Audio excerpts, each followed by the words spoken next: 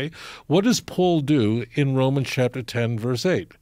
He takes a scalpel and he cuts out the last words that you may do it, which is the whole point, and deletes it. Gone. Disappeared. How do you play with the Bible? How do you literally excise the whole point of the text? What are you doing? And if you're going to play with my Bible, you think I'm going to be a Christian?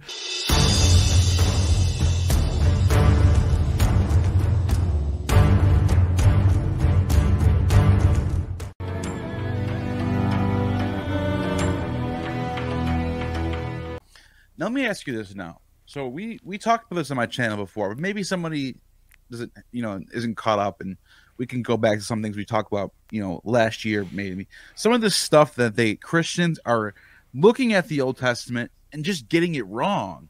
For example, like the virgin thing, or what other examples are there besides that? Matthew provides 11 fulfillment citations that are completely, it's not that it's a misunderstanding, it's scandalous. It means the passages are invented, taken out of context, or chopped up completely. Paul, there are really two writers in the New Testament that quote extensively from the Hebrew Bible. One of them is Matthew, and the other is Paul. In Romans chapter 10, as an example, Paul is, we presume, quoting from Deuteronomy chapter 30. Let me just give a background. Deuteronomy 30 is there to convey, it's the very end of the Torah, to convey that you really can keep the Torah. You can do it. It's not too difficult. It's not far off. It's not in heaven.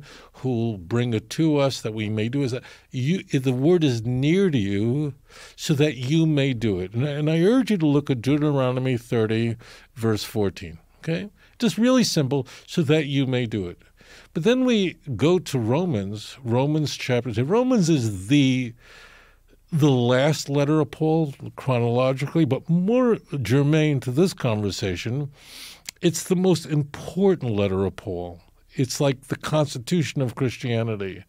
And in verse 8, he quotes this verse. He supposedly quotes Deuteronomy 30, verse 14, where it says, the word is near to you, in your mouth and in your heart. Now, in Deuteronomy 30, verse 14, I beg you to look it up, the passage ends, so that you may do it. So that you may do it. That's the point. The point is, you can do it. Anybody who tells you can't keep the Torah, don't listen, you can do it, okay? What does Paul do in Romans chapter 10, verse 8? He takes a scalpel and he cuts out the last words that you may do it, which is the whole point, and deletes it. Gone. Disappeared. How do you play with the Bible? How do you literally excise the whole point of the text? What are you doing? And if you're going to play with my Bible, you think I'm going to be a Christian? You think I'm going to convert to Christianity? This idea that you can't do it, this antinomian approach is found all over the place. Misquoting Habakkuk, very famous, chapter 2, verse 3 and 4, where Habakkuk, I think in the Habakkuk says, is a prophet who says, look, be patient. Those who have trust in God, the ultimate redemption will take place, and the person who is really faithful will someone who is righteous will really have faith in God, will have faith. Okay? Paul completely misapplies that in Romans, completely misapplies that in Ephesians, so that faith is what makes someone righteous. It completely ripped Habakkuk completely out of context. So that's routine in Paul. Now here's the point that I want you viewers to get. Strikingly, Paul was the great success in Christianity, and Matthew was the great failure. What do I mean? Paul was written with who in mind? Paul was writing primarily to a non-Jewish audience, right? People who couldn't tell the difference between chaff and wheat, between genuine biblical hermeneutics that Rabbi Gamliel would have engaged in, and the game of hide the ball. So his audience bought it. That's why Paul was so successful, because Paul was writing to non-Jews who were clueless about the Hebrew Bible. I mean, imagine the ancient world where you couldn't even get a Bible because it had to be handwritten. Matthew, on the other hand, who was Matthew's intended audience? Almost certainly Jewish people, right? Matthew, we don't know who wrote Matthew. We don't know where it was written. But we can be fairly sure that Matthew had a Jewish audience in mind, and he wanted to convince them to become what we now call Christians. Matthew, therefore, engages in fulfillment citations, quoting passages in the Bible that none of the other Gospels do it, certainly not in the way Matthew does.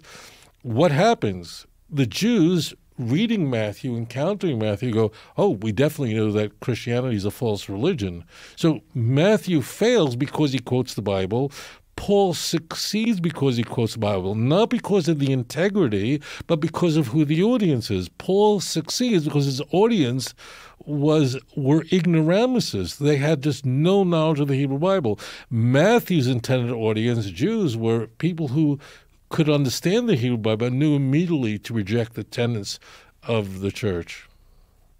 אדון עולם אשר מלך בטרם כל יציר נברא ועת נעשה בחפצו כל אזי מלך שמו נקרא ואחרי ככלות הכל לבדו ימלוך נורא והוא היה